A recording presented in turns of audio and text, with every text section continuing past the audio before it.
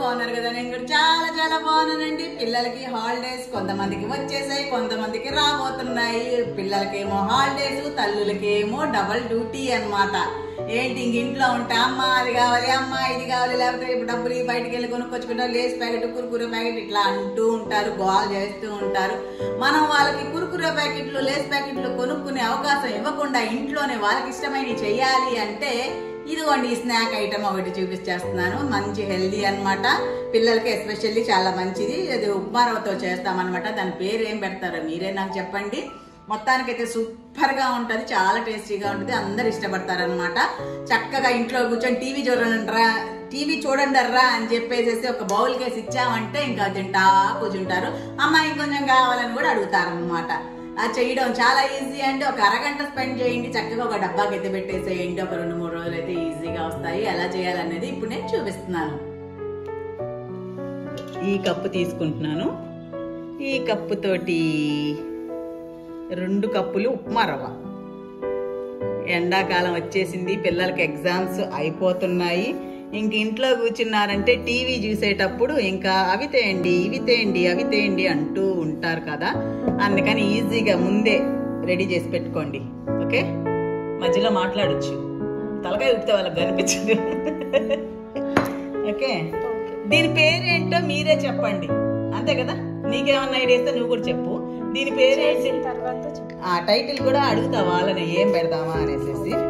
తర్వాత 1/2 స్పూన్, అంటే చిన్నది కాబట్టి అలా ఉంది, సాల్ట్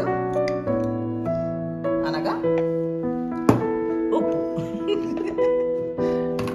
తర్వాత 1 స్పూను చక్కెర. దీన్ని మిక్సీ పట్టుకొస్తా. ఓకే,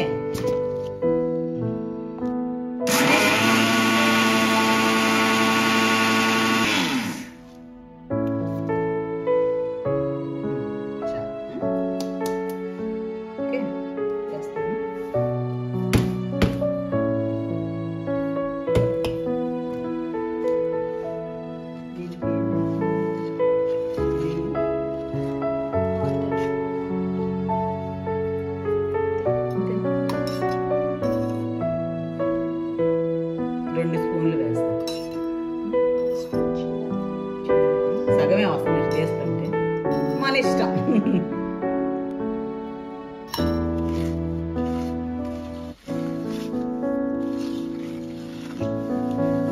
కొంచెం కొంచెంగా నీళ్లు పోసుకుంటూ, మరి ఎక్కువైతే మళ్ళీ ముద్ద అయిపోద్ది కదా.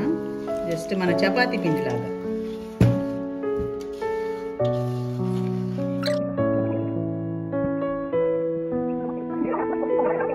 డైలీ చేసి పెట్టేసారు, కానీ దాని మీద రాంగ్ ఒపీనియన్ ఉంది. అంటే ఉప్మా అంటే అబ్బా ఉప్మాన అట్టుండి ఉండి. టొమాటో బాత్ చేస్తారు, నెల్లూరులో ఎక్కువ చేస్తారు.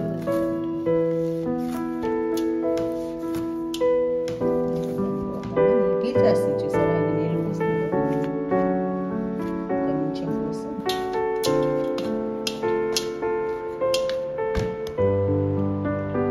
కదా వచ్చులే.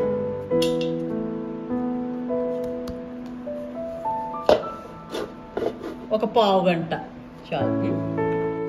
ఇప్పుడు మనము దీన్ని అన్నింటినీ చపాతీలాగా చేస్తాం కదా. చేసేటప్పుడు ఏంటి అంటే పల్చగా అయితేనే కుర్కురా అంటాయన్నమాట. లావుగా చేయొద్దండి, ఎంత వీలైతే అంత. మరి చాలా పల్చగా కాకుండా కొంచెం పల్చగా చపాతీ చేసి దాన్ని మనము ఈ బిస్కెట్ షేప్ లో కట్ చేసాము అంటే కరకర టకటక అంటే క్రిస్పీగా ఉంటాయి, చక్కగా మెత్తగా కాకుండా ఉంటాయి. లావుగా ఉంటే ఏంటంటే కొంచెం మెత్తగా వస్తాయి అన్నమాట ఫ్రై అయినా కానీ. సో ఇది కొంచెం జాగ్రత్తగా చపాతీ చేయండి.